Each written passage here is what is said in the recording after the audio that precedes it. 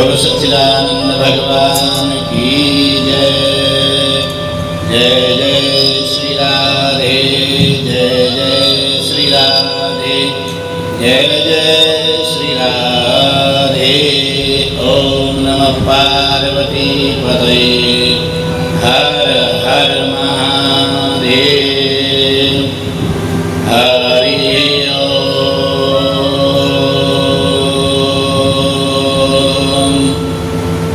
लंबोदरं परमसुंदरमेकदन्तं पीताम्बरं त्रिनयनं परमं पवित्रम् उद्यद्दिवाकरनिभोज्ज्वलकान्तिकान्तं विघ्नेश्वरं सकलविघ्नहरं नमामि। देवी प्रपन्ना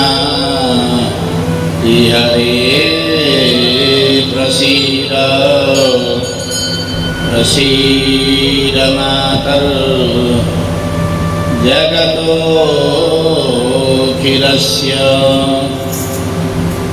प्रसीद विश्वेश्वरि पाहि विश्वम् त्वमीश्वरी देवी चराचरस्य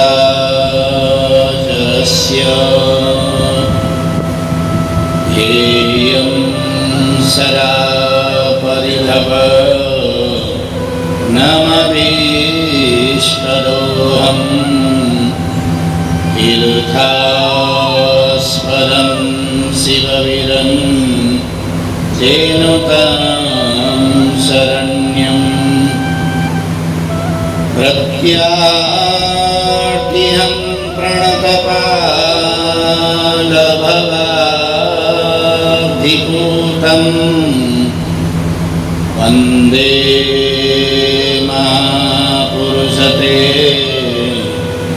चरणारविन्दं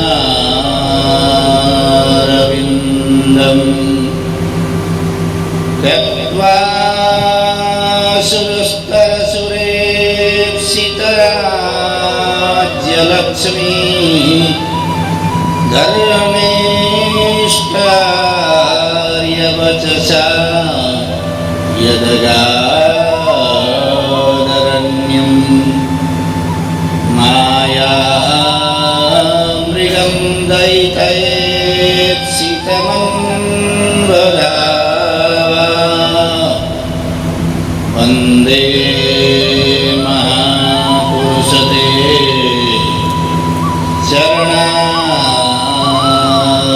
चरणारविन्दम्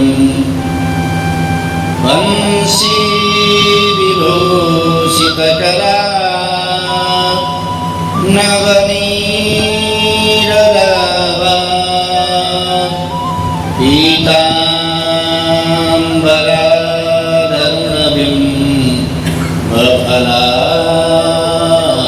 पीताम्बराधरुणबिम्बफलादरोष्टा पूर्णेन्दुसुन्दरमुखा देवेन्द्रनेत्रा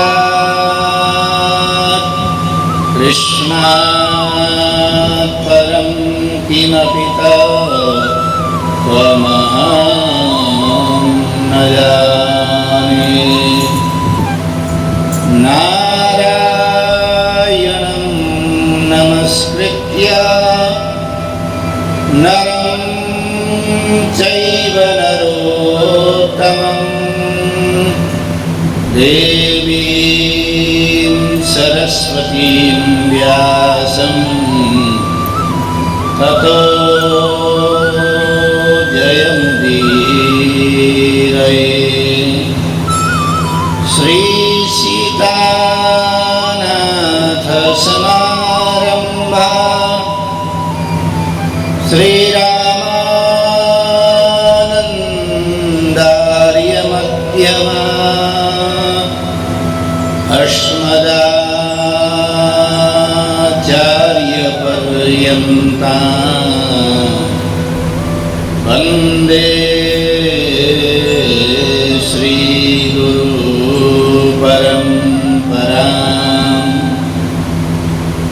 चन्द्रभासितमुर्धगं सुरपति पीयूषपात्रं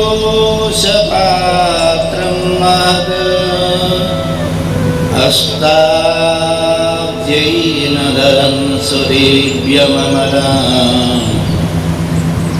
आस्यास्य पङ्केरुहं शौर्येन्द्रग्निविलोचनं करतलै पाशाक्षसूत्राङ्कुशम् भोजं बिभ्रतमक्षयं पशुपति मृत्युञ्जयं संस्मरे करचरणकृतं वा कायजं कर्मजं वा श्रवणनयनजं वा मानसं वा पराधम् विहितम् अविहितं वा सर्वमेतत्क्षमस्व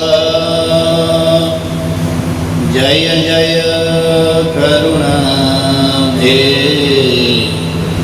श्रीमहादेव शम्भो जय जय करुणाब्धे श्रीमहादेव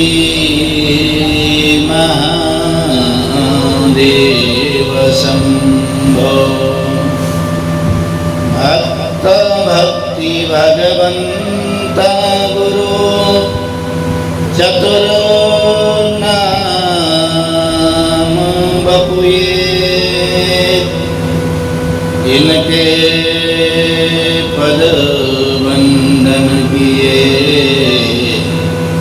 नासई विघ्नानि नासई विघ्नानि। बोलो भक्तवत्सल भगवान की जय। बोलो श्रीमद्भागवत महापुराण की जय। बोलो नंद के लाला की जय। बोलो द्वारकाधीश भगवान की जय। जय जय श्री राधे जय जय श्री राधे जय जय श्री राधे। ओम नमः पार्वती पतये हर हर महादेव। बोलो गौरी शंकर भगवान की जय। भगवान के नाम संकीर्तन के साथ आज की कथा में प्रवेश करेंगे। श्रीमन्नारायण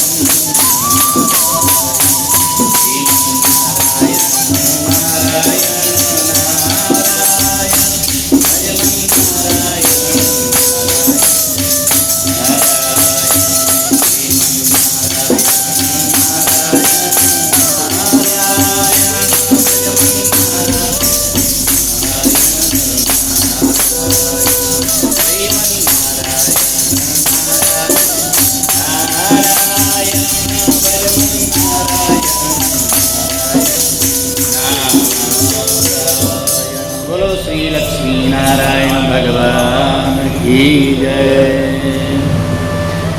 भगवान भीष्मकसुता रुक्मिणी रुचिरानना राक्षसेन विधानेन उपयेम इति श्रुतम्।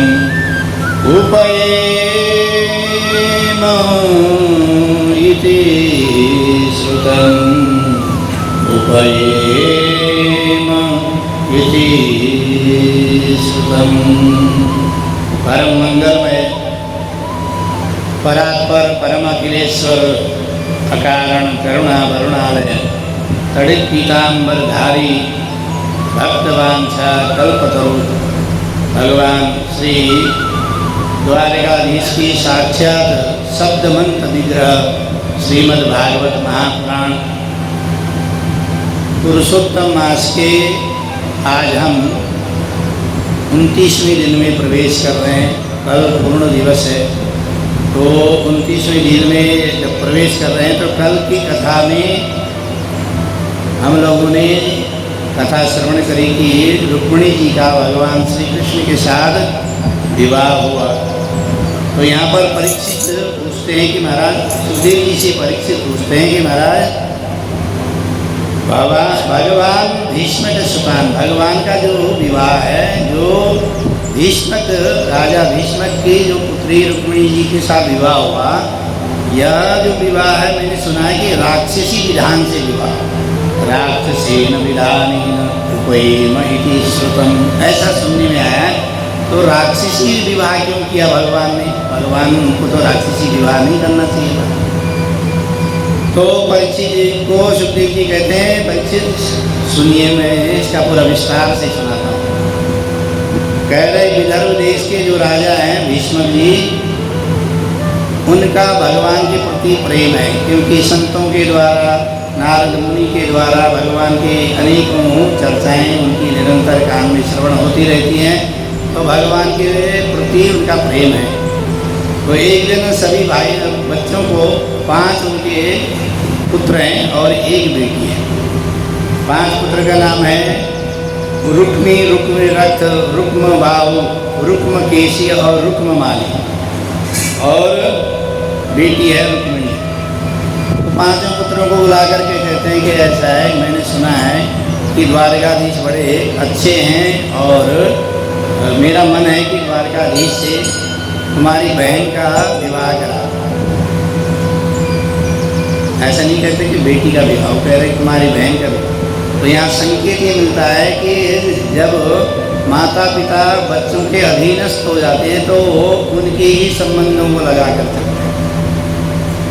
तो यहाँ पर वो कह रहे कि तुम्हारी बहन का विवाह करा दो। तो वो बाकी जो भाई है वो तो कुछ बोले नहीं। जो जी बड़ा वाला था रुक्मी, वो एकदम से नाराज हो गया। वो कहने लगे पिताजी, आपको पता है कि वो जो श्री कृष्ण है वो रणछोड़ है, रण में भाग गया है, उसका कोई कुल का पता नहीं, कोई गोत्र का पता नहीं है।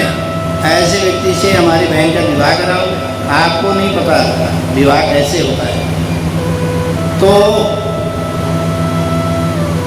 जो भीष्मक हैं वो ज़्यादा भगवान की बुराई नहीं सुनना चाहा। उन्होंने कहा ठीक है, जैसे तुम्हारी मर्जी हो, तुम ही कराओ विवाह। तो भीष्मक वहाँ से दरबार से उठ के चले गया और दूसरे दिन ही लौट करके आया, कह रहा है कि परसों विवाह बारात आ। तो राजा पूछने लगे, महाराज इतनी जल्दी, भैया इतनी जल्दी तुमने कहाँ रिश्ता पक्का करके आ गए? तो कह रहे कि सिंधु नरेश जो दमघोष है उसका पुत्र है शिशुपाल, उससे मैंने बात पक्की करके आया हूँ, परसों ही बारात आ जाएगी। तो राजा कहने लगे, भाई तो आज आधुनिक युग है, तुम अपने हिसाब से विवाह की तैयारी करके आओ, ठीक है, जैसा तुम्हारी मर्जी। और यहाँ जैसे ही इस बात की चर्चा रुक्मिणी जी के कानों में जाती है, तो रुक्मिणी जी भगवान का निरंतर गुणों से आकर्षित हो रखी थी, और जैसे ही उनको सुनाई देता है कि परसों ही मेरा विवाह शिशुपाल से होने वाला है, तो वो भाभी के पास पहुँच जाती है। रोने लगती। भाभी कहती है रोने से कुछ होगा नहीं। कह रहे क्या करें? कह रहे कुछ उपाय करो। जिन प्रभु को आपने स्मरण किया है उनके लिए कुछ संदेश भेजो, तो कुछ उपाय करोगे तभी होगा। कोई भी हम लोग कार्य यदि हम साधना करना चाहते हैं तो उसके लिए कर्म करना तो जरूरी है ना, तो कुछ कर्म करो। तो रुक्मिणी जी ने 7 श्लोकों में बढ़िया सा पत्र लिखा और एक ब्राह्मण को बुला करके ब्राह्मण के हाथ में दिया। कहा कि ब्राह्मण देवता, ये जो पत्र है ये पत्र नहीं है, मेरी आत्मा है, इसको तुरंत शीघ्र द्वारकाधीश जी के पास पहुंचा गया है। तो ब्राह्मण देवता पत्र लेकर के शीघ्र दुर्ग द्वारकापुरी में पहुँचे, क्योंकि कठिन है द्वारकापुरी, चारों तरफ से समुद्र से घिरी हुई है। तो द्वारका में पहुँच करके जैसे दरबार में भगवान के पास पहुँचे तो भगवान ने तुरंत ही ब्राह्मण देवता को देख करके प्रणाम किया, स्वागत किया और हाथ पकड़ करके अंतपुर में ले गए। वहाँ पहले पूजन किया, अर्चन किया, भोजन कराया, स्नान आदि करा करके भोजन करवाया। क्योंकि ब्राह्मण यदि आपके घर में आए तो ब्राह्मण को प्रसन्न करने का एक ही तरीका है कि ब्राह्मण को बढ़िया सा बढ़िया भोजन कराओ और बढ़िया से बढ़िया दक्षिणा दो, तो ब्राह्मण देवता प्रसन्न हो जाते हैं। तो ब्राह्मण को प्रसन्न करने का एक ही तरीका। तो जब सब कुछ सेवा हो गई तब ब्राह्मण से पूछा कि महाराज चरण दबाते, भगवान ये ब्राह्मण के चरण दबाते हुए पूछ रहे हैं कि आपका आगमन कैसे हुआ। तो ब्राह्मण देवता ने तुरंत ही पत्र निकाला और पत्र निकाल करके भगवान के सम्मुख रख दिया। भगवान कहते हैं कि पत्र में क्या है, पढ़ करके सुनाओ। कहने लगे ये पत्र ऐसा नहीं है, ये पर्सनल पत्र है, ये आप ही पढ़िए। तो भगवान कहते हैं देखो ब्राह्मण मेरे देवता हैं, नमो ब्रह्मण्य देवाय। भगवान भी इसकी आराधना करते हो, ऐसे ब्राह्मण आप देवता हैं। मेरे से छुपा, मैं ब्राह्मणों से कुछ छुपाता ही नहीं। आप ऐसा कीजिए, जो ये पत्र है, पत्र में जो लिखा है वो पढ़ लीजिए। ब्राह्मण ने पत्र पढ़ना शुरू किया। श्रुत्वा गुणानुभवन सुंदर शृण्वतां ते निर्विश्य कर्ण विवरै हरतो गतापं रूपं दृशं दृशिमता मखिलार्थलाभं त्वय्यच्युता विशते चेत्तमपत्रपं मे त्वय्योच्युता विशति चेत्तमपत्रपं मे। भगवान से कहती हैं रुक्मिणी जी, मैंने आपके गुणानुवाद अनेकों संतों से, अनेकों जगह से आपके गुणानुवाद सुने हैं और आपको अपने चित्त में ही समाहित कर लिया है। और मेरे जो भाई हैं, भाई विवाह की बात पक्की करके आ गए हैं और मैं आपसे ही विवाह करना चाहती हूँ और किसी को मैंने चित्त में रखा नहीं है। तो कृपा करके आप इस पत्र को सुनते ही मेरे ऊपर कृपा कीजिए और मेरे पाणी ग्रहण कीजिए। ऐसा न हो कि शेर का जो भाग है वो कोई गिदड़ उठा करके ले जाए, ऐसा स्पष्ट लिखती हैं। तो भगवान तुरंत ही समझ जाते हैं और ब्राह्मण से कहते हैं देखो ब्राह्मण देवता, जो रुक्मिणी जी मन में सोचती हैं ऐसा ही मैं भी सोचता था। मैं भी कई दिनों से रात्रि में मुझे नींद ही नहीं आती, मैं भी उनका दीवाना हो गया हूँ। तो भगवान ब्राह्मण देवता कहते हैं जब दोनों की बात एक जैसी है तो फिर आप देरी किस बात की, चलो। तो ब्राह्मण देवता के साथ भगवान वहाँ से अपने दिव्य रथ में आरूढ़ होकर के जैसे निकल रहे होते हैं ऐसे ही दाऊ भैया देख लेते हैं रात्रि में कहाँ जा रहे हैं। तो दाऊ भैया आवाज़ लगाते हैं, अरे कन्हैया कन्हैया आवाज़ लगाते हैं। तो इतनी देर में तो वो जो दिव्य रथ है वो घोड़ों से सुसज्जित रथ है आंखों से ओझल हो जाते हैं। दाऊ जी सभी सेवकों को बुलाते हैं, कहते हैं भाई ये जो कन्हैया है कहाँ गया है बताओ। वो कहने लगे जी हमें पता नहीं है, कुंडपुर से एक ब्राह्मण देवता आए थे। ब्राह्मण देवता कोई पत्र लेकर के आए थे, और जैसे ब्राह्मण देवता सभा में आए तो भगवान उनको अंतपुर में ले गए, और वहाँ क्या वार्तालाप हुई हमें कुछ नहीं पता, बस हमने जाते हुए देखा। तो दाऊ जी तुरंत समझ जाते हैं, वो कहते हैं कि बस अब मुझे समझ में आ गया, क्योंकि कुंडनपुर में परसों ही रुक्मिणी जी का विवाह है, और पत्र उत्तर हमारे पास किसी के पास नहीं आया है, स्वयंवर विवाह है वहाँ पर, तो निश्चित ही कुछ दाल में काला है। ऐसा सोच करके दाऊ जी भी अपने हल मुसल के साथ पूरी नारायणी सेना के साथ भगवान जी के पीछे पीछे चल पड़ते हैं। उधर प्रातः काल में भगवान जी कुंडनपुर पहुँचते हैं तो ब्राह्मण देवता को कहते हैं कि ब्राह्मण देवता नगर आ गया है, अब आप जा कर के रुक्मिणी जी को समाचार सुनाइए। और रुक्मिणी जी ने उस पत्र में एक चीज़ और कही थी, वो कही थी कि देखो जहाँ विवाह समारोह होगा वहाँ आकर के मेरे पानी ग्रहण करने की आप मुश्किल हो जाएगा, क्योंकि मेरे भाई आपके विरोध में, और मैं गिरिजा मंदिर में, हमारी कुल परंपरा है गिरिजा मंदिर में जाकर के देवी का अर्चन करूँगी, तो आप वहीं आकर के मेरे पानी ग्रहण कीजिएगा और मेरे भाइयों को कोई नुकसान मत कीजिएगा। ऐसा भगवान से एक निवेदन उस पत्र में लिखा था। इसीलिए भगवान राज दरबार में न जाकर के नगर के बाहर ही खड़े हो गए। अब ब्राह्मण देवता एकदम प्रसन्न मन से ब्राह्मण देवता वहाँ से निकल पड़े। उधर विवाह जो बारात है, बारात आ गई करके वहाँ नगर में हल्ला मच गया, और शिशुपाल बारात लेकर के जनवासा होता है, जनवासे में ही है।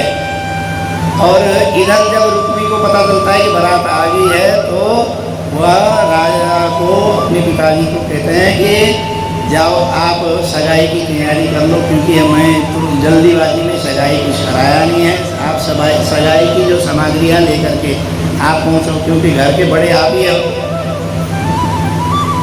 और राजा जैसे ही सगाई का सामग्री लेकर के निकलते हैं तो इतने में ही दूत के द्वारा समाचार मिलता है कि नगर के बाहर द्वारकाधीश खड़े हैं। तो जो राजा हैं वो द्वारकाधीश से इतना प्रेम करते थे कि सबसे पहले वो द्वारकाधीश से मिलने चले गए, और उनको कहने लगे चलो हमारे साथ थोड़ा नगर में। तो द्वारकाधीश भी उनको मना नहीं कर पाए, नगर में परिभ्रमण करने लगे। और जो लोग सगाई का सामान लेकर के सेवक चल रहे थे, उन्होंने क्या करा, उनको लगा कि यही दूल्हा है और सगाई का सामान भी उनके ही समर्पण था। अब राजा को अटपटा लग रहा है, लेकिन बोल नहीं पा रहे। हम लोग भी व्यवहार में ऐसे होता है, किसी का सामान किसी को दे रहे हैं तो उस समय बोल नहीं सकते। तो जितने भी नगरवासी लोग हैं, नगर की जो स्त्रियां हैं, नगरवासी लोग हैं, सब प्रसन्न होते हैं, कहते हैं रुक्मिणी जी के तो भाग्य ही खुल गए, देखो कितना सुंदर वर मिला है। और इस तरह से सभी नगरवासी जो लोग हैं आशीर्वाद देते हैं रुक्मिणी जी को, कहते हैं कि उसको ऐसे ही वर की प्राप्ति होनी चाहिए थी, क्योंकि वो साक्षात लक्ष्मी स्वरूपा है। अब भगवान को लगता है कि ये ऐसा ना हो कि नगर में घुमाते घुमाते महल में ले जाए और यहाँ मेरी जो मेरा कार्यक्रम है वो कैंसिल ना हो जाए। तो भगवान कहते हैं कि देखो मैं तो कहीं और के लिए यात्रा के लिए निकला था, आपने स्वागत किया, मैं थोड़ा घूम भी गया, अब मुझे आज्ञा दीजिए। राजा तो उनको आज्ञा दे करके अपने कार्य में लग जाते हैं। और इधर से जब नगरवासियों को पता चलता है कि ये दुल्हनी था तो द्वारकाधीश से, तो सब लोग निराश हो जाते हैं और भगवान से ये कामना करते हैं, देखो हम तो यही चाह रहे थे कि वही वर रुक्मिणी जी को प्राप्त हो, लेकिन यदि नहीं हो रहा है तो भगवान से ये कामना करते हैं कि वैसे ही वर प्राप्त हो। और कोई वर उसको प्राप्त न हो। रुक्मिणी जी अपने भवन में बैठी हैं और ब्राह्मण का इंतजार कर रही है, क्योंकि सब वहाँ पर हल्ला मच चुका है कि विवाह के लिए बारात आ चुकी है। उनके दिल की धड़कन एकदम तेज हो जाती है। भगवान भोलेनाथ से प्रार्थना करते हैं, गौरी शंकर मंदिर के भगवान भोलेनाथ विद्येश्वर महादेव मेरे ऊपर कृपा करो। वो कहते हैं दुर्भगाया नमे ढाका नानुकूलो महेश्वर देवी वा विमुखा गौरी रुद्राणी गिरिजा सती। हे मैया, मैंने तेरे जितने उपवास किए थे, हे भोलेनाथ, मैंने तुम्हारे 16 सोमवार के जो व्रत किए थे, उस व्रत का प्रभाव से हमें आशीर्वाद दो और मुझे सुयोग्य वर प्राप्त के लिए आशीर्वाद दो। वो भगवान से प्रार्थना कर रहे होते हैं, इतने में ही ब्राह्मण देवता दिखाई देते। ब्राह्मण देवता छड़ी घुमाते हुए आते हैं, तो ब्राह्मण देवता से रुक्मिणी जी पूछते हैं कि क्या हुआ। वो कहते हैं कि कुछ नहीं हुआ। कह रहे कि जो समाचार लेके गए थे उसका क्या हुआ। कह रहे समाचार हमने उनको दे दिया। दे दिया का मतलब, वो कह रहे कि जिनको समाचार दिया था उनको साथ में लेके आया। तो रुक्मिणी जी बड़ी प्रसन्न हो जाती हैं और सर धर करके विवाह योग्य पूरी जो सजावट है, सजावट करती हुई और एकदम भगवती लक्ष्मी स्वरूपा रुक्मिणी जी गिरिजा मंदिर में पूजन के लिए चले जाते हैं। यहाँ शिशुपाल को गुप्तचरों से पता चलता है कि द्वारकाधीश नगर के बाहर दिखाई दिया। तो शिशुपाल के साथ जरासंध भी आ रखा था। जरासंध भी उनका मित्र है, तो साथ में भी जो बारात है, बारात में जरासंध भी आया। तो जरासंध ने कहा कि ये बड़ा छलिया है, उसके सावधान रहना। और उसको किसी ने निमंत्रण दिया नहीं, ना इधर से दिया ना उधर से दिया। यदि वो आ रखा है तो कुछ गड़बड़ है, तुम ऐसा करो अपने सैनिकों को लगा दो। तो जहाँ रुक्मिणी जी जिस देवालय में माता के दरबार में जहाँ गौरी पूजन के लिए गई थी, वहाँ चारों तरफ हजारों सैनिक लगाए।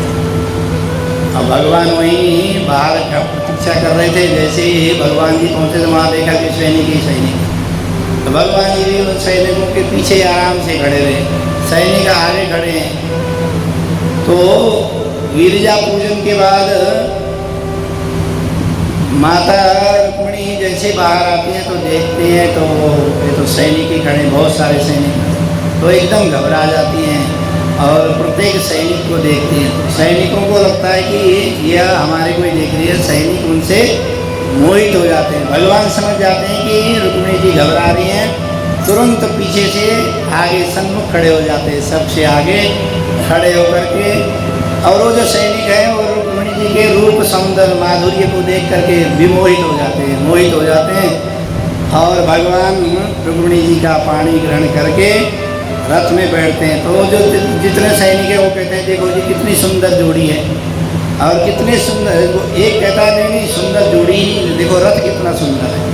दूसरा कहता है रथ तो छोड़ो, घोड़े देखो, घोड़े कितने सुंदर हैं। जैसे ही रथ में बैठ करके भगवान जी रुक्मिणी जी के साथ वहाँ से 9-2-11 हो जाते हैं। तब वो सैनिक कहते हैं कि भाई हम लोग यहाँ क्यों खड़े हैं। एक कहता है कि हम तो रुक्मिणी जी के सुरक्षा के लिए खड़े थे। कह रहे कि रुक्मिणी जी कहाँ हैं। कह रहे रुक्मिणी जी तो गई, तुमने देखा नहीं अभी जाते हुए। तो कहते हैं फिर वो पीछे पीछे भगवान के पीछे वो जो सैनिक है पढ़ते हैं। कहते हैं कि रुक जा भगोड़े कहाँ भाग रहे हैं, रुक जा। भगवान तुरंत पलट करके उनको जवाब देते हैं। जितने भी सैनिक हैं उनको जवाब देते हैं, परंतु इतने में ही दाऊ भैया पीछे से आ जाते हैं। दाऊ भैया अपनी नारायणी सेना के साथ ही पीछे आते हैं, शंख बजाते हुए कहते हैं कि बोलो कन्हैया लाल की जय। तो पहले जोर से जयकार लगाते हैं। तो देखते हैं कि अरे दाऊ भैया भगवान को कहते हैं कि तुम बहू रानी को लेकर के तुम चलो, मैं इनको जो सैनिक हैं उनको मैं देखता हूँ। दाऊ भैया के साथ वहाँ युद्ध शुरू हो जाता है। भगवान वहाँ से अपनी द्वारिका के लिए प्रस्थान करते हैं। परंतु इसी बीच में रुक्मी को भी शिशुपाल को भी पता चल जाता है। शिशुपाल बड़ा दुखी होता है और शिशुपाल मरने के लिए तैयार हो जाता है। वो कहता है कि मैं अब आत्महत्या करूँगा, अब बिना बारात बिना दुल्हन के जब मैं बारात वापस ले जाऊँगा नगरवासी मुझे क्या कहेंगे और मेरे ऊपर तो सभी लोग थू करेंगे। तो जैसे ही वो आत्महत्या करने के लिए तैयार होता है तो उसका जो साथी जरासंध है वो कहता है देखो इतनी सी बात में आत्महत्या करने की आवश्यकता नहीं है। मुझे देखो मैं 17 बार उससे लगातार हारा और मैंने अपने आपा नहीं खोया, संयम नहीं खोया। 17 बार 23 अक्षौणी सेना के साथ हारा, उसके बाद भी मैं उससे लड़ता रहा। तुम तो एक ही बार ऐसा हुए। तो शिशुपाल को लगता है कि हमारे से भी ज़्यादा सताए हुए लोग यहाँ हैं और मुझे इतने एक ही बार में क्यों मरना है। तो शिशुपाल भी मरता नहीं है। जिस डोली पे दुल्हन को लेने के लिए आया था उसी डोली में मुँह छुपा करके वापिस अपने नगर को चले जाता है। भगवान रुक्मिणी जी के साथ अपने द्वारिका के लिए आते हैं तो रास्ते में रुक्मी आ जाता है। उनका जो भाई है, रुक्मिणी जी का जो बड़ा भाई है वो रुक्मी आ जाता है। युद्ध के लिए ललकारता है। भगवान भी युद्ध के लिए तत्पर हो जाते हैं और एकदम तलवार निकाल करके भगवान जैसे ही नीचे कूदते हैं युद्ध के लिए तो रुक्मिणी जी एकदम शरण में पड़ जाती हैं। कहती है मेरे भाई को मत मारो। तो भगवान कहते हैं मुस्कुराते हुए कहते हैं कि मैं मार थोड़ी ना हूँ, मारना होना कुछ नहीं है, तुम चिंता मत करो और तुम आराम से रथ में बैठो। भगवान नीचे उतरते हैं और रुक्मिणी जी को रुक्मी को पकड़ करके उसके केस बाल जो है काट देते हैं। बाल काट रहे होते हैं इतने में ही दाऊ भैया भी वापस आ जाते हैं। दाऊ भैया भगवान को डांटते हैं। भगवान को एकदम डांटते हुए कहते हैं कि तुम ये क्या कर रहे हो, ये ऐसा काम कभी नहीं करना। तुम्हारे ये साले साहब है, तुमने विवाह कर लिया, तुम्हारे ये साले साहब लग गए और तुम इनके बाल काट रहे हो, इनको विकृत कर रहे हो। भगवान को पहले दाऊ जी डांटते हैं, फिर उसके बाद फिर रुक्मी को भी समझाते हैं कि देखो अब कुछ हो नहीं सकता क्योंकि विवाह हो गया, उन्होंने पानी ग्रहण कर लिया है, अब युद्ध करके कुछ होने वाला नहीं है। तो रुक्मी भी उस बात को समझ जाता है। भगवान द्वारकाधीश जी अपनी द्वारिका में रुक्मिणी जी के साथ विराजमान रहते हैं। बोलो रुक्मिणी रमण सरकार की जय, बोलो द्वारिकाधीश की जय। तो वो जो परीक्षित ने पूछा था कि भाई इनका भगवान का जो विवाह है ये विवाह राक्षस विधि से क्यों हुआ, तो विवाह की अलग अलग पद्धतियाँ हैं। माता पिता के द्वारा जहाँ संबंध किया जाता है और वैदिक विधि विधान से जब विवाह किया जाता है तब उसको ब्रह्म विवाह कहते हैं। अपनी इस तरह से 8 विवाहों का वर्णन है। 8 तरह के विवाह होते हैं, लेकिन दूसरा विवाह होता है सर्वश्रेष्ठ विवाह ही ब्रह्म विवाह माना गया है। दूसरा विवाह होता है गंधर्व विवाह। गंधर्व विवाह मतलब है लड़का लड़की ने एक दूसरे को देखा, एक दूसरे को पसंद कर लिया और शादी कर ली। आजकल तो कोर्ट मैरिज हो जा रहा है। तो ऐसे जो विवाह किया जाता है उसको गंधर्व विवाह कहते हैं। शास्त्रों में मान्यता सभी विवाह की नहीं है, केवल ब्रह्म विवाह ही श्रेष्ठ मान्यता है, बाकी विवाहों की करता। तो ऐसे ही यदि किसी के साथ विवाह हो रहा हो और विवाह करने के लिए कोई और आकर के उस कन्या का अपहरण करके विवाह कर ले, इसको राक्षसी विवाह कहा जाता है। तो भगवान ने ऐसे ही विवाह किया, इसीलिए यहाँ कहते हैं राक्षसीन विधानेन उपयेम इति श्रुतम्। परीक्षित जी पूछते हैं कि राक्षस विधि से उनका विवाह होता, ऐसा मैंने सुना है। तो सुखदेव मुनि ने पूरा वृतांत आराम से सुना दिया। तो परीक्षित पूछते हैं कि महाराज मैंने सुना है कि भगवान की विवाह एक ही रुक्मिणी जी से नहीं हुआ, मैंने सुना है कि 16,108 विवाह हुए। ये विवाह कैसे हुए, ये इतने विवाह कैसे हो गए। तो सुखदेव जी कहते हैं कि परीक्षित सुनो, ध्यान से सुनो। पहला विवाह जो है रुक्मिणी जी के साथ विवाह हुआ, वो मैंने तुम्हें पूरा वृतांत सुनाया। दूसरा विवाह एक सत्राजित नाम का राजा था। सत्राजित नाम का राजा था। एक बार द्वारकाधीश में मणि पहन करके चले गया। सूर्य के समान चमकती हुई सूर्यकांत मणि थी, वो मणि पहन करके चले गया। तो द्वारिका में सभी यदुवंशियों ने कहा कि महाराज ये जो मणि है, जैसे वो मणि पहन करके वहाँ गया तो दूर से जितने यदुवंशी वो कहने लगे सूर्य भगवान हमारे पास है। तो भगवान ने कहा नहीं नहीं, सूर्य भगवान नहीं आ रहे हैं, यह सत्राजित राजा सत्राजित है, मणि पहन करके आए। तो सभी यदुवंशियों को बड़ा आश्चर्य हुआ। वो कहने लगे, सत्राजित से कहने लगे, देखो आपको ये मणि इतनी शोभा नहीं देती है, हमारे जो भगवान हैं द्वारकाधीश हैं उनको मणि शोभा देती है। आप ऐसा करो, ये मणि हमें दे दो और हम भगवान को अर्पण कर देंगे। तो लेकिन सत्राजित कहता है नहीं नहीं, मैं मणि क्यों दूंगा, मैं इससे 10 भार सोना प्रतिदिन निकलता है, मैं ऐसे मणि कैसे दे सकता। मणि नहीं दिया। परंतु जैसे वो अपने नगर में वापस आया तो उसके भाई ने कहा, भैया तुम हमेशा मणि पहन करके रहते हो, मुझे भी दे दो, मैं पहन के चलता हूँ।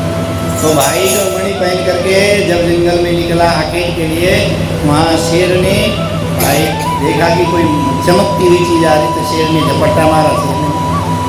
और शेर जब जा रहा था आगे, तो आगे जामवंत जी मिल गए। जामवंत जी भालू ने क्या किया कि उस मणि को अपने शेर को मार दिया, मणि लेकर के अपनी गुफा में चले गए। इधर भगवान के ऊपर आक्षेप लग गया कि ये जो कृष्ण है बचपन से ही चोर है, कभी माखन चोर किया, कभी खीर चुराए, तो अब ये क्या करने लग गया, मणि चुराने लग गया। ऐसे सत्राजित ने अपनी पत्नी से कहा कि मेरे भाई जो है मणि पहन के गया था, हो न हो कृष्ण ने, श्री कृष्ण ने ही उस मणि का मेरे भाई को मार दिया और मणि ले ली।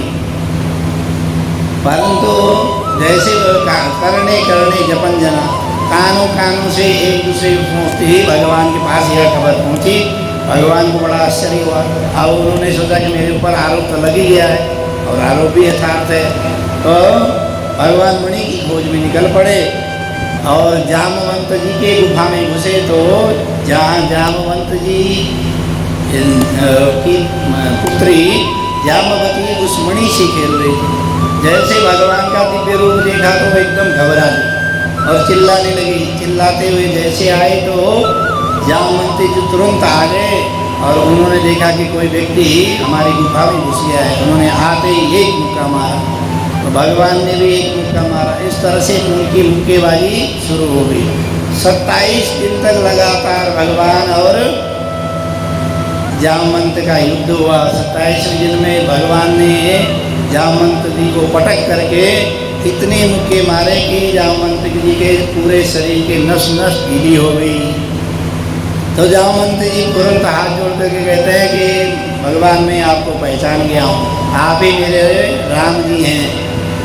तो क्योंकि रामावतार में सभी जो राक्षस है, राक्षसों को मारने के बाद जब भगवान अपनी सभा में बैठे थे, सभी बानर भालू आदि जिन जिन लोगों ने युद्ध में सहायता की थी सबको कुछ न कुछ देना चाहते हैं। सभी से कहा भाई कुछ न कुछ ले लीजिए। सबने अपनी अपनी मर्जी से भगवान से ये कामना करी। तो जामवंत जी का जब नंबर आया तो कहा कि महाराज आप भी कुछ ले लो।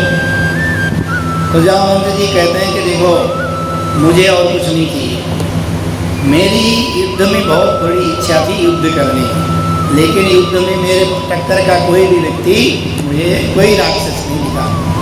हाँ थोड़ा बहुत रावण में शक्ति थी, तो रावण को आपने निपटा दिया। अब मेरी जो युद्ध की इच्छा है वो अधूरी नहीं है। अब मेरी इच्छा ये है कि देखो रावण को रावण से जो मैं युद्ध चाहता था वो आपने निपटाया, तो अब कर्तव्य ये बनता है कि आप मुझसे युद्ध करो। भगवान कहने लगे देखो स्वामी और भक्त में दोनों में युद्ध करना यह अनुचित है, यह अमर्यादित है। इतना ही प्रेम हो, यदि स्वामी और सेवक दोनों आपस में युद्ध करने लग जाए किसी भी बात में, यह अमर्यादित है। इसीलिए तुम्हारी इच्छा जरूर पूर्ण होगी। तो इस युग में भगवान ने जामवंती जी की इच्छा पूर्ण की और हाथ जोड़कर ये जामवंती जी कहने लगे, भगवान से प्रार्थना करने लगे कि आपका आगमन कैसे हुआ महाराज बताओ।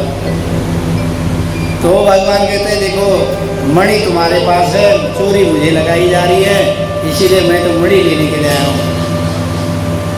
तो जामवंती जी कहते हैं भगवान से कहते हैं कि मणि तो आपको मिलेगी नहीं, क्योंकि मैंने तो बेटी को मणि दे दी है और बेटी को दिया हुआ धन पिता का देने का अधिकार नहीं, किसी और को देने का अधिकार नहीं, उसका उपयोग करने का अधिकार नहीं है। हमारे कई प्रांतों में तो ऐसा है कि बेटी घर में जल भी नहीं पीते विवाह के बाद। तो भगवान कहने लगे भाई ऐसा है, कैसे मुझे तो मणि चाहिए। तो जामवंती जी कहते हैं महाराज एक काम हो सकता है, मेरी बेटी से आप विवाह कर लो, मणि आप दहेज में ले लो। तो भगवान कहते हैं जैसी तुम्हारी मर्जी। भगवान वहीं जंगल में मंगल हो गया, फिर भगवान ने पानी ग्रहण किया जामवती जी का और आकर के मणि के सहित जब द्वारिका में आए सत्राजीत को बुलाए, तो सत्राजीत को बुला करके कहा कि देखो ये रही तुम्हारी मणि, तुमने हमें झूठा आरोप लगाया और साथ में प्रमाण पत्र भी लेके आए हैं।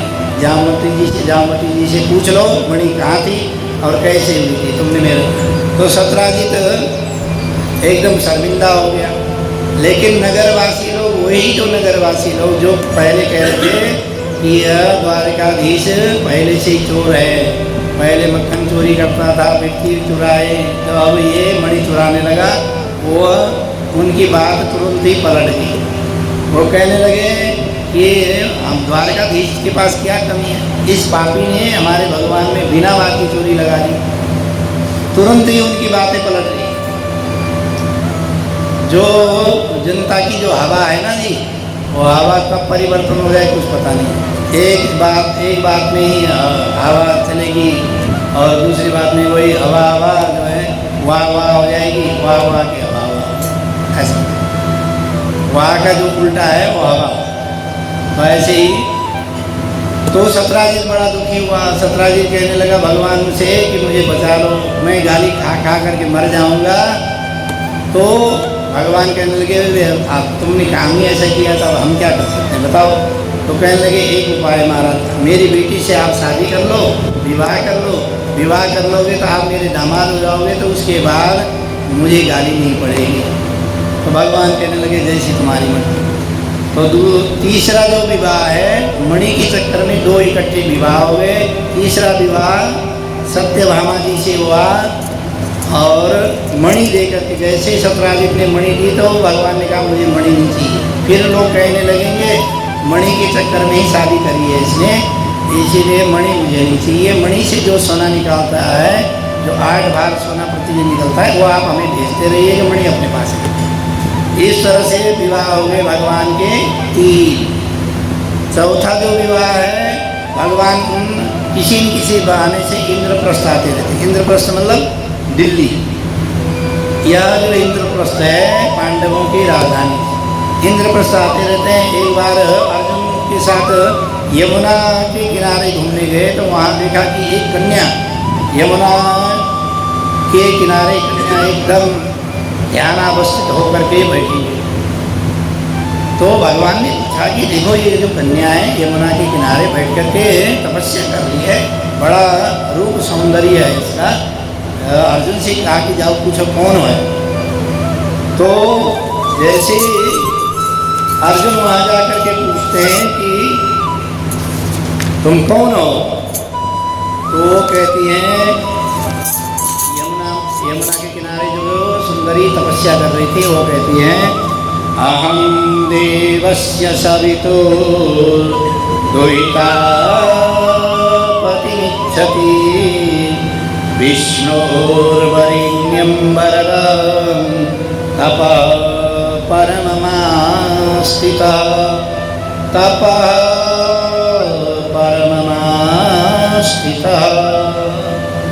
मैं भगवान सूर्य की पुत्री कालिंदी हूँ और मैं भगवान को वर प्राप्ति करने के लिए, भगवान का अपना वर प्राप्ति के लिए तपस्या करती हूँ। विष्णु वरेण्यम, भगवान विष्णु को ही वर प्राप्ति के लिए तपस्या कर रही हूँ।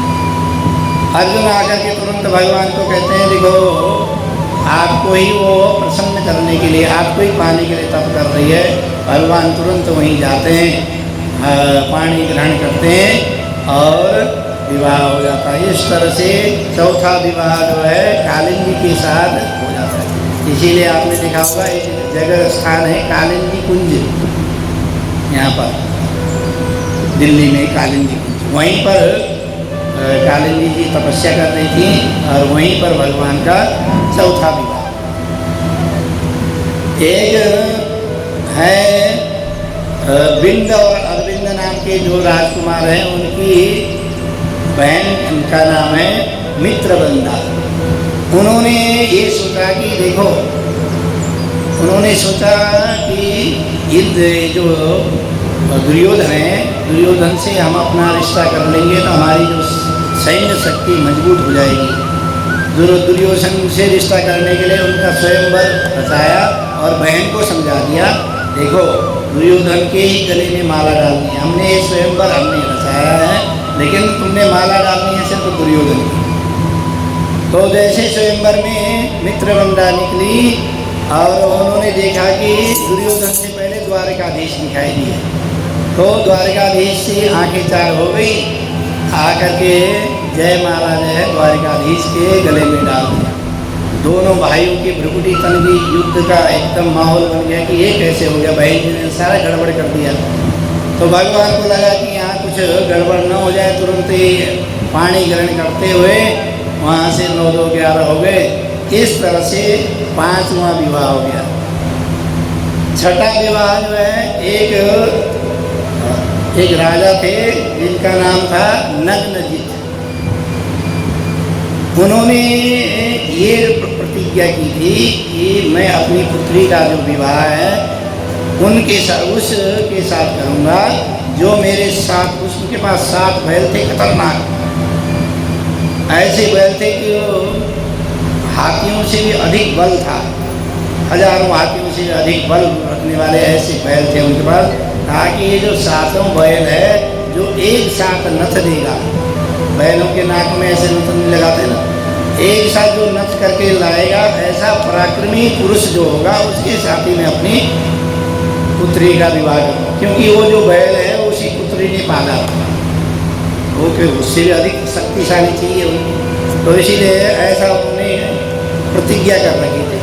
भगवान तो बचपन से ही गाय बैलों में खेले हुए थे। उन्होंने 7 अलग अलग रूप धारण करके 7 बैलों को नाथ लिया और इस तरह से छठा विवाह जो है सत्या नाम की राजकुमारी से हुआ, जिसका दूसरा नाम है नग्नजिति। नागनजीत जो राजा थे उसकी पुत्री है, इसलिए नागनजीति उनका नाम है। और 7वां जो विवाह है, एक महारानी श्रुतकीर्ति हुई। श्रुतकीर्ति ये हमेशा ही भगवान श्री कृष्ण को अपना बेटा मानती थी। अब बेटा मानने से तो होगा नहीं बेटा, तो उन्होंने क्या किया कि अपनी बेटी का जो विवाह है भगवान के साथ करा दिया, और दामाद भी बेटे की तरह जैसे ही होता है, पुत्रवत होता है, ऐसे करके ये हो गया उनका भगवान का 7वां विवाह। 8वां विवाह जो है, एक बार स्वयंवर में भगवान अर्जुन के साथ सभी के साथ गए, लेकिन वहाँ देखा कि अर्जुन भी वहाँ पर फेल हो गए। चक्र भेदन करते हुए अर्जुन भी फेल हो गए। तो भगवान ने चक्र का भेदन करते हुए, क्योंकि मछली ऊपर चल रही है, नीचे जल में उसकी प्रतिबिंब देख करके भेद करना था, तो चक्र का भेदन करते हुए लक्ष्मणा नाम की राजकुमारी से विवाह किया। इस तरह से हो गया 8वां विवाह। परंतु 16,100 विवाह जो है एक ही मंडप में हुए। तो परीक्षित जी पूछते हैं, महाराज ऐसा कैसे हो गया, 16,100 विवाह इकट्ठे कैसे हो गए? तो सुखदेव जी कहते हैं, परीक्षित सुनो, ये एक राक्षस था जिसका नाम था नरकासुर। भूमि पुत्र होने के कारण उसका नाम भौमासुर भी पड़ा। उसने क्या कर रखा था कि उसने सुना हुआ था भगवान ने रास रचाया, तो वो कहता था मैं भी रास रचाऊंगा, तो जहाँ जहाँ सुंदर राजकुमारियाँ होती थी वहाँ से सुंदर राजकुमारियों का अपहरण करके अपने जेल खाने में डाला। भगवान को पता चला कि ये जो नरकासुर है इसने इतनी कन्याओं का अपहरण कर रखा है, तो कन्याओं को मुक्त करने के लिए भगवान सवारिया गरुड़ा, भगवान सत्य भामा जी के साथ ही सत्य भामा जी के साथ में लेकर के गरुड़ में आरूढ़ होकर के, क्योंकि इसका जो नगर था ना जी, वो दुर्गम नगर था, ऐसा स्थान था चारों तरफ से मगरमच्छ खाई उनसे भरा हुआ, तो वहाँ कोई भी जा नहीं सकता था ऐसे दुर्गम क्षेत्र में। और उस दुर्ग में जाने का, उस राजधानी में जाने का एक ही स्थान था, उसके स्थान जो प्राणी था वो मुर नाम का राक्षस था, 5 मुख वाला। भगवान जी ने रथगुण तो वहाँ पहुँचे, गरुड़ में आरूढ़ होकर के पहुँचे। और देखिए यहाँ पर आता है कि भाई सत्य भामा जी को साथ में लेकर के क्यों गए। कभी कभार क्या होता है कि यदि अकेले जाते तो लोगों का ये विचार होता है कि ये विवाह करने के ही हिसाब से वहाँ गए होंगे, मन में किसी न किसी तरह से ऐसा विचार आ सकता था, इसीलिए सपत्नी के ही गए। कभी कभार ऐसा होता है यदि घर का कोई पुरुष सदस्य किसी स्त्री के हेल्प के लिए, उनकी सुरक्षा के लिए चले जाए तो कहीं न कहीं भाव जागृत होता है कि किस लिए गए। तो इसीलिए सवारिया गरुड़, भगवान भार्या के साथ ही वहाँ आरूढ़ होकर के और उस मुर नाम के दैत्य का सुदर्शन चक्र से 5 सिर काट दिया और मुर का वध करने के कारण भगवान का नाम मुरारी हो गया। बोलो मुरारी भगवान की जय। और भयंकर युद्ध हुआ उस नरकासुर से, युद्ध में नरकासुर भी मारा गया और उसका भी उद्धार हो गया। भगवान ने जेल खाने में जाकर के सभी कन्याओं को मुक्त किया कि अब तुम अपने नगर में जा सकती हो, मुक्त है। लेकिन जितनी भी ये राजकुमारियाँ हैं भगवान के रूप सौंदर्य को देख करके मोहित हो गई और साथ में कहने लगी महाराज देखो इतने साल तक, इतने वर्षों तक इसने हमें अपहरण करके जेल खाने में रखा है, हमारे माता पिता हमें स्वीकार करेंगे कि नहीं करेंगे। चलो माता पिता स्वीकार कर भी लिया, कौन राजकुमार हमसे विवाह करेगा।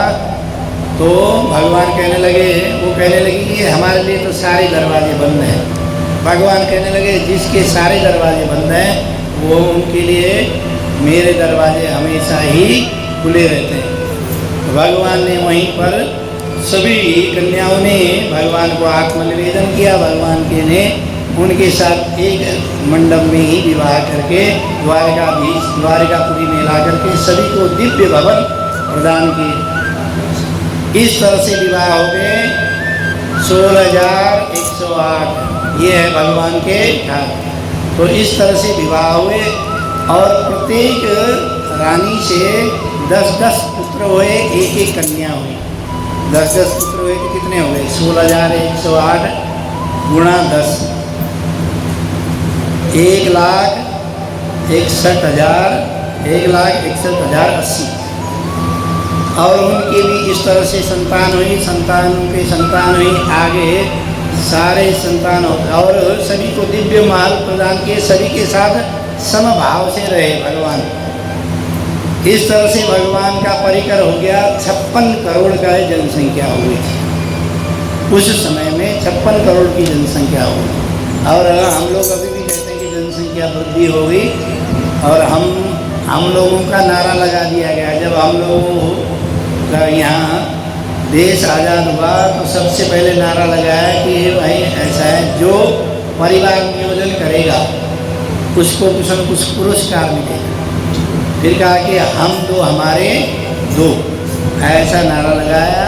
और हम लोगों ने सरकार की बातों का अनुमोदन करते हुए, सरकार की बातों को मानते हुए हमने उन्हीं का अनुसरण किया, हम दो हमारे दो। आज से यदि 30-40 साल पहले, 50 साल पहले के लगा के चले तो ऐसा नहीं होता था।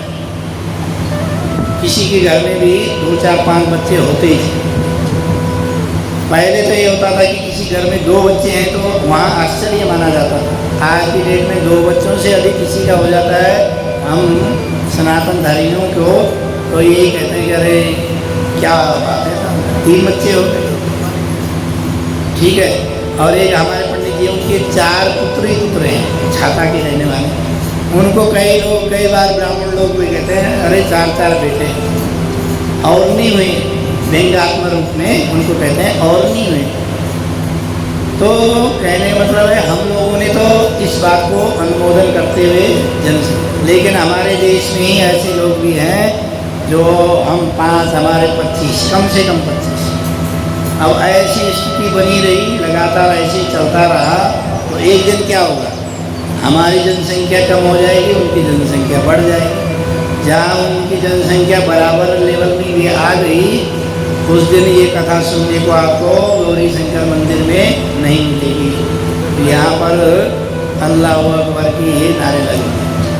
तो इस विषय में हम लोगों को भी समझना चाहिए। तो भगवान का जो परिकर है 56 करोड़ का हो सकता है, तो हमारी भी जनसंख्या अधिक होगी। और साथ में क्या है, अभी बढ़िया समय है कि सरकार सनातन धर्म का अवलंब करने वाली सरकार भी है।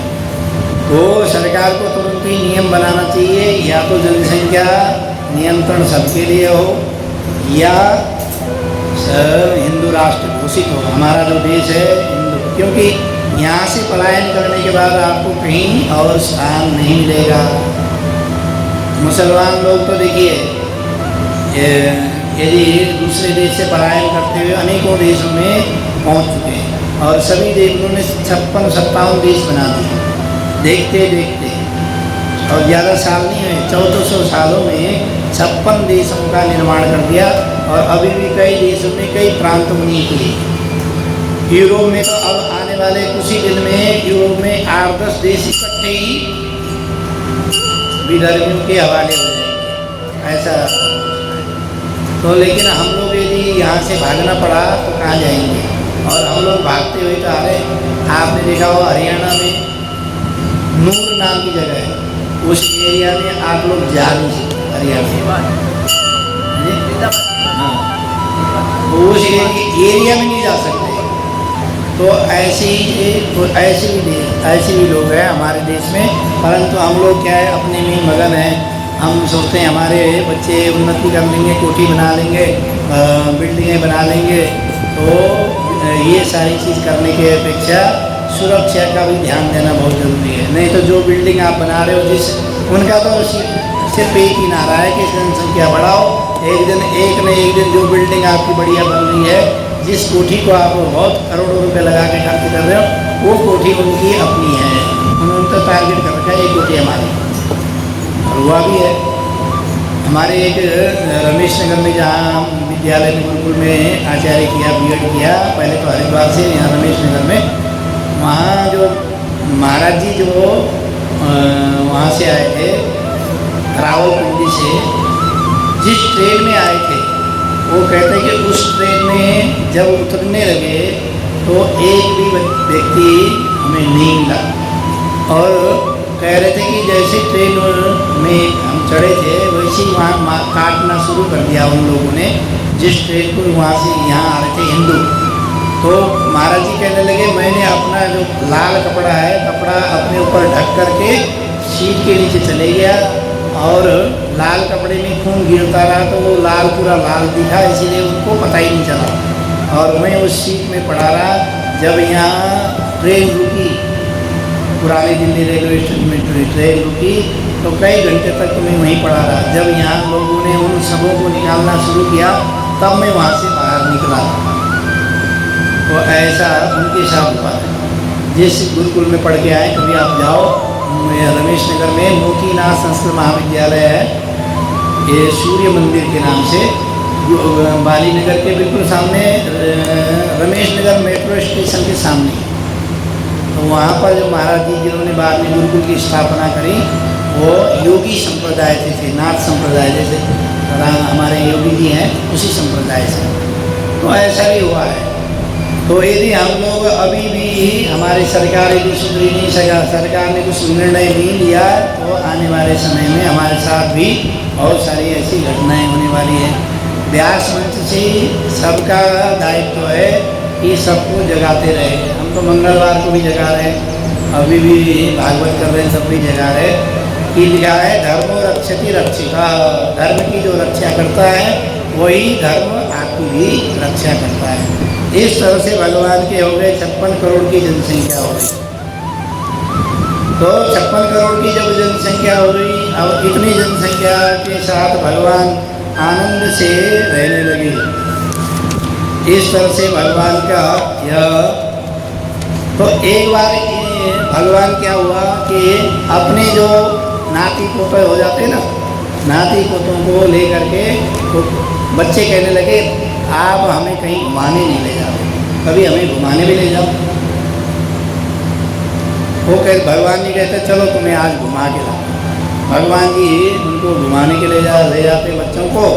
बच्चे तो गेम खेलने लगते। भगवान जी कहते हैं कि ऐसा है, मैं तो एक सुंदर बगीचा दिखता है तो भगवान जी वहीं पर कहते हैं मैं तो यहीं विश्राम करूँगा, तुम लोग खेल लो।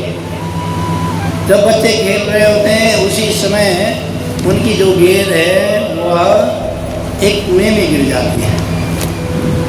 कुएं में गिरती है तो बच्चे कुएं में झांकते हैं तो बहुत बड़ा गिरगिट दिखाई देता है। तो आकर के भगवान को कहते हैं कि बाबा बाबा देखो उस कुएं में बहुत बड़ा गिरगिट पड़ा हुआ है। भगवान जी जाते हैं, देखते हैं और उस गिरगिट को वहाँ से निकलवाते हैं। जैसे ही भगवान का स्पर्श होता है वह गिरगिट तुरंत ही एक दिव्य पुरुष में प्रकट होता है। तो भगवान पूछते क्यों हम कौन हो? तो वो जो दिव्य पुरुष है वो हाथ जोड़ते ही प्रार्थना करता हुआ बोलता है, क्या बोलता है? नृगो नाम नरेन्द्रोहम इक्ष्वाकु तनय प्रभो दानि स्वाख्यायमानेषु यदि ते कर्णमस्पृशं यदि ते कर्णमस्पृशं। कह रहे कि मैं इक्ष्वाकु वंश का उत्पन्न, आपने मेरा नाम जरूर सुना होगा महाराज। मैं इक्ष्वाकु वंश का उत्पन्न नृग नाम का राजा हूँ। और कहने लगे नृग नाम का राजा है। तो वो पहले कहता है कि आपने मेरा नाम जरूर सुना हो। कह रहे कि नाम तो सुना है, किस बात के नाम थे? तुम कुख्यात थे, विख्यात थे, नाम भी तो होता है। जैसे आपने देखा होगा दाऊद इब्राहिम का नाम हर कोई जानता है और कुख्यात है इसलिए जानता है, ठीक है। तो तुम कुख्यात थे कि विख्यात थे? कह रहे कि नहीं कुख्यात नहीं था, मैं विख्यात था। कह रहे भैया ऐसा क्या काम किया था तुमने जो विख्यात हो गए? तो कह रहे कि दाने स्वाख्याय दानेश, कह रहे मैंने दान दिया है और दान देने के कारण ही मैं विख्यात हूँ। तो भगवान जी कहते भाई ऐसा है, दान किस चीज़ का दान किया? दान देने के बाद तो आपको एक गिरगिट बनना नहीं चाहिए। दान देने के बाद जो पुण्य है उसका फल तो स्वर्ग आदि लोग है। तुम तो यहाँ ये गिरगिट बन के कुएं में पड़े हुए। वो कह रहे हैं कि मैंने दान किया है। किस चीज़ का दान किया? कह रहे कि गायों का दान। कह रहे कि गायों का दान करने के बाद तो ऐसा नहीं फल मिलना चाहिए। तुमने गाय पे बूढ़ी गायों का दान करा होगा। कह रहे नहीं बूढ़ी गायों का नहीं। कह रहे कि मैंने कैसे दान किया है? पयस्विनी तरुणी शील रूपो गुणो प्रपन्ना। पयस्विनी दूध देने वाली, लात मारने वाली नहीं, दूध तो देती है लेकिन लात मारती ऐसा भी नहीं। कह रहे गुणो प्रपन्ना, गुणशील और सबस्सा और कपिला हेम श्रृंगी। कह रहे मैंने जब दान किया तो सिंह जो है मैंने चांदी के सिंह बनाए और खुर सोने के खुर बनाए। इस तरह से सुसज्जित करके दान किया। और कितनी दान करा? कह रहे कि जितने समुद्र में जल के बिंदु होते हैं, जितने आकाश में जब जल वर्षा होती है तब बिंदु गिरते हैं, जितने पृथ्वी में कण हैं, इतने मैंने गायों का दान किया। वो अपनी दान की महिमा ऐसे गाता है। कह रहे भगवान कहते हैं कि इतना जो तुमने दान किया है तो हो सकता है तुम्हारा जो धन है वो 2 नंबर का होगा। भाई इतना दान करने वाला तो ऐसे दान नहीं करता, 2 नंबर का धन होगा। तो कहते हैं नहीं ऐसा भी नहीं है। न्यायार्जिता प्यप्यघुरा सबस्सा दुकूलमाला भरणा ददावहम। कह रहे कि न्यायार्जित, न्याय से जो धन पैसा कमाया उसका मैंने दान किया है, ऐसे मैंने दान नहीं किया। तो भगवान जी कहते भाई तुमने इतना बढ़िया दान किया, इतना तुमने दान किया तो फिर गिरगिट बने कैसे? तो कह रहे कि मैं दान करता था लेकिन एक बार मेरे से गलती हो गई। कह रहे कि क्या गलती हो गई? कि गलती ये हो गई कि मैंने दान किया, जिस गाय का मैंने दान किया सबस्सा दुग्धा जो गाय थी, पूरे हेम श्रृंगी सिंह, सोने के सिंह, चांदी के खुर इत्यादि मैंने जब दान किए तो वो जो गाय है ब्राह्मण लेकर के जा रहे थे, तो इसी कारण से ब्राह्मण से छूट करके वो जो गाय है वह पुनः मेरी जो गाय हैं, जितने गौशाला में मेरी गाय थी उन्हीं में आकर के वह रही। अब ब्राह्मण वहाँ अपनी गाय को ढूंढता हुआ आ रहा था और इधर से जो गाय वो दान में आई थी फिर मैंने पुनः उसी गाय का दान कर दिया, क्योंकि इकट्ठे दान करता था लगातार। तो वो जो गाय है उसका भी दान किया। वो अपनी गाय को ढूंढते हुआ ब्राह्मण आ रहा था, दूसरा ब्राह्मण गाय लेकर के जा रहा था उसी गाय। उसने कहा तो रुक जा, तू मेरी गाय को चुरा करके कहाँ ले जा रहा है? वो कह रहा है कि तुम क्या बात कर रहे हो, मैं तो राजा से दान में गाय लेकर के आया। वो कह रहा है कि तो झूठ बोलता है, ये जो गाय है ये मेरी है, राजा ने मुझे दान नहीं दिया है। तो दूसरे ब्राह्मण कहते हैं कि इसका निर्णय हो जाए, चलो फिर हम राजा के पास।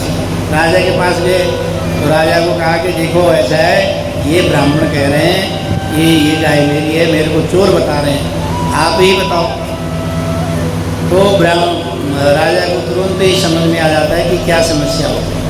तो राजा कहता है कि देखो ऐसा है, ब्राह्मण देवता यदि ये कह रहे हैं इनकी गाय है तो इनको दे दो, मैं आपको दुगुनी गाय दान करूँ। वो कह रहे नहीं, मैं इतने दान नहीं लेता, दान का भी पाप होता है। मैं उसको दान के जो आप जो दान देते हो उसके बदले में मैं भगवान का जप पाठ करता हूँ, मेरा तो जप पाठ क्षीण हो जाएगा। तुमने एक बार मुझे दान किया तो मैं इसी गाय को ले जाऊँ। दूसरा ब्राह्मण को राजा कहता है कि ऐसा है, आप मान जाओ महाराज, मैं आपको 4 गुनी दान दे देता हूँ। लेकिन वो दूसरा ब्राह्मण कहता है कि मैं बार बार ये दान देने वाला नहीं हूँ ब्राह्मण, मैं तो एक बार लेता हूँ। जिस गाय को मैंने दान दिया है मैं साल में एक बार ही दान लेता हूँ, ऐसे बार बार दान नहीं लेता। देना हो तो दोनों ने आपस में झगड़ा किया और गाय को वहीं छोड़ करके चले गए दोनों ब्राह्मण। और जब समय पूरा हुआ राजा का तो धर्मराज के पास पहुँचे तो धर्मराज जो जिसको धर्मराज और यमराज कहते हैं वो एक ही है। वहाँ पहुँचे तो उन्होंने कहा भाई ऐसा है, तुम्हारे से अनजाने में पाप हो गया है, उस पाप को भोगोगे या पुण्य को भोगोगे? तो राजा ने सोचा कि थोड़ा ही पाप है, उस पाप को ही पहले भोग लेता हूँ। तो धर्मराज जी से जैसे ही कहा कि मैं पाप को भोगूंगा तो महाराज उसी समय में तुरंत आकर के गिरगिट बन गया। आज आपके दर्शन हो गए तो मुझे इस योनि से मुक्ति मिल गई और मेरे सारे पुण्य उदय हो गए। इस तरह से वो प्रणाम करके वो तो वहाँ से चले जाता है। भगवान अपने बच्चों को सभी जो भगवान के साथ जो बच्चे गए हैं उनको समझाते, देखो ब्राह्मण का जो धन है वो किसी भी कारण से यदि हम हरण करते हैं, किसी के कारण से भी हम उसका उपयोग करते हैं तो उसका परिणाम तुम्हारे सामने है। ब्राह्मण का, ऋषि का और इनका सन्यासियों का कभी भी अपमान नहीं करना है, ये अपने बच्चों को समझाते हैं। तो इस तरह से आज की कथा यहीं पर विराम देते हैं। कल कुछ कथा अवशिष्ट है, और वो कथा को पूर्ण करते हुए और कल ही कथा पूर्ण होने के बाद संक्षिप्त में कथा सुनाएंगे।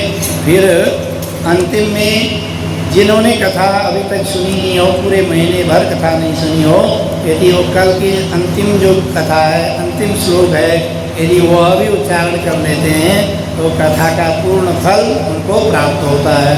भगवान का नाम संकीर्तन करते हुए आज का कथा यहीं विराम देते हैं। बोलो गौरी शंकर भगवान की जय।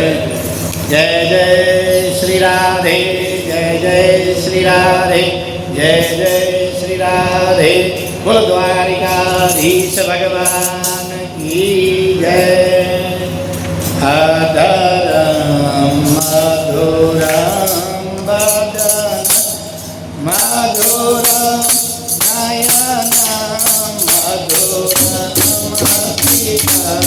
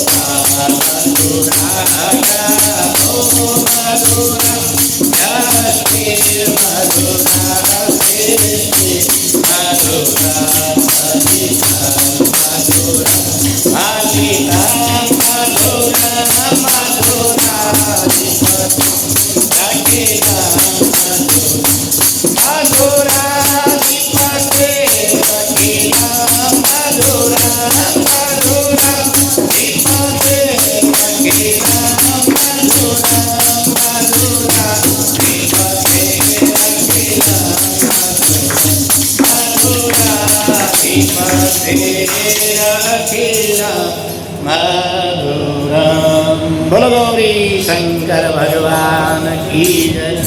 अतो आराधिक्य विभाग्यवत भगवान की है आरती। पापियों को पाप से है आरती। विभाग्यवत भगवान की है आरती। पापियों को पाप से है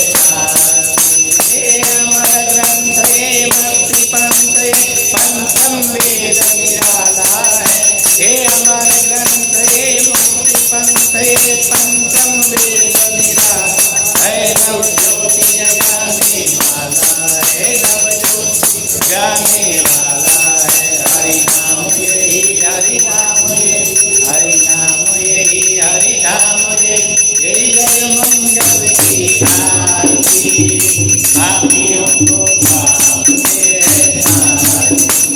आज भगवान की है आरती, पापियों को पाप से है आरती। ये संगीत पापों को मिटाने वाला है, ये संगीत पापों को मिटाने वाला है। हरि भक्त कराने वाला, हरि भक्त कराने वाला, याद करुणी याद करनी, याद करुणी याद करनी, हे मधुसूदन की आरती। पापियों को पाप से भागवत भगवान की आरती, पापियों को पाप से है आरती। भागवत भगवान की है आरती, पापियों को पाप से है आरती।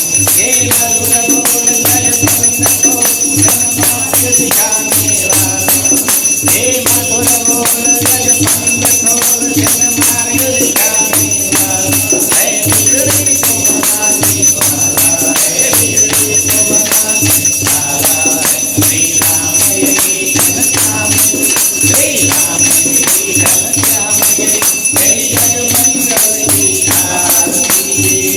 पापियों को पाप से है आरती, राम की है आरती।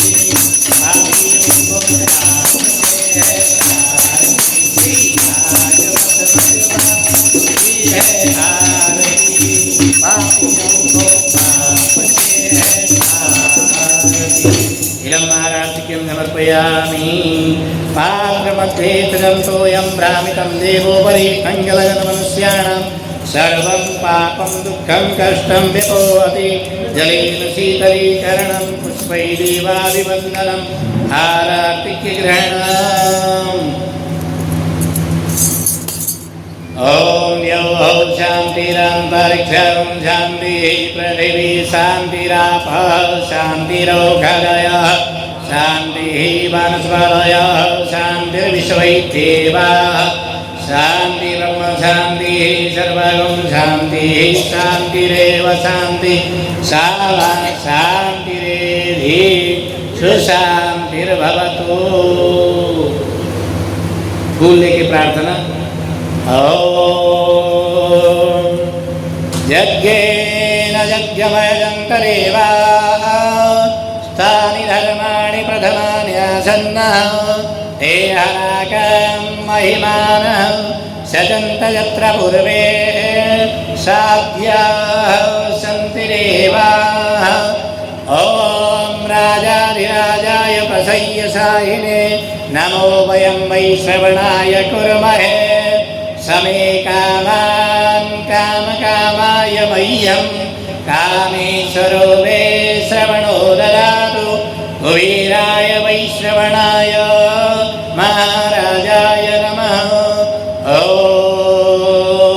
एकदन्ताय विद्महे वक्रतुण्डाय धीमहि तन्नो दन्ती प्रचोदयात्। श्रीनारायणाय विद्महे वासुदेवाय धीमहि तन्नो विष्णु प्रचोदयात्।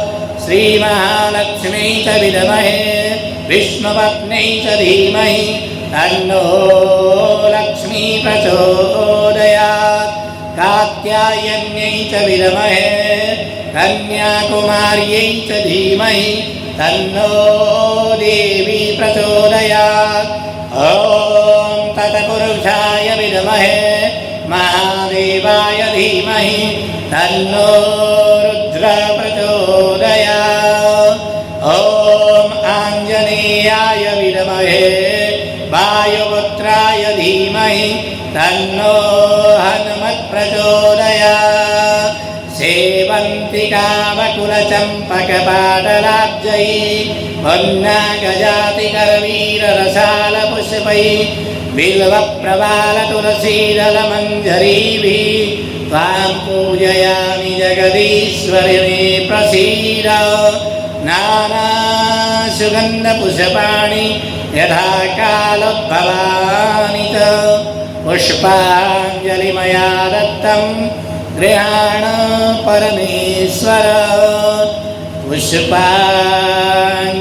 अर्पण करो ग्रहण करो भगवान। दया दृष्टि अवलोकिए शरणागत की लाज। दया दृष्टि अवलोकिए शरण पड़े की लाज। मंत्र पुष्पांजलि समर्पयामि नमस्करोमि। बोलो सच्चिदानंद भगवान की जय। चार परिक्रमा करते हुए ये प्रसाद लेकर के जाइएगा। हरे राम राम राम हरे हरे, हरे कृष्ण कृष्ण कृष्ण हरे हरे, हरे राम राम राम हरे हरे, हरे कृष्ण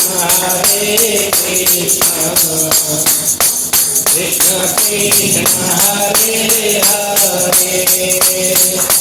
सुमन सुवंदित सुंदरी माधवी कुंद सहोदरी हेममये मणिगण मंडित मुख्य प्रदायिनी मंजुलभासिनी वेदनुते पंकजवासिनी देव सुबोधित सद्गुण वर्षिणी शांतयुते। जय जय हे मधुसूदन कामिनी आदिलक्ष्मी जय पालय मां, आदिलक्ष्मी जय पालय मां। ऐकलिक गुणनाशिनी कामिनी वैदिक रूपिणी वेदमये क्षीरसमुद्भव मंगल रूपिणी मंत्र निवासिनी मंत्रनुते मंगलदायिनी अंबुजवासिनी देवगणाकृत पादयुते। जय जय हे मधुसूदन कामिनी श्री धनलक्ष्मी जय पालय मां, श्री धनलक्ष्मी जय पालय मां। धर्म की अधर्म का प्राणियों में विश्व का गौ माता की भारत माता की सभी संतों की सभी भक्तों की आज के आनंद की अपने अपने माता पिताओं की अपने अपने गुरुजनों की इष्ट देवताओं की कुल देवताओं की ग्राम देवताओं की स्थान देवताओं की वास्तु देवताओं की समस्त तीर्थों की आज के आनंद की कथा यज्ञ महोत्सव की जय जय श्री राधे, जय जय श्री राधे, जय जय श्री राधे। ओम नमः पार्वती पतये हर हर महादेव। बोलो गौरी शंकर भगवान की जय। बोलो दश महाविद्या देवी की जय।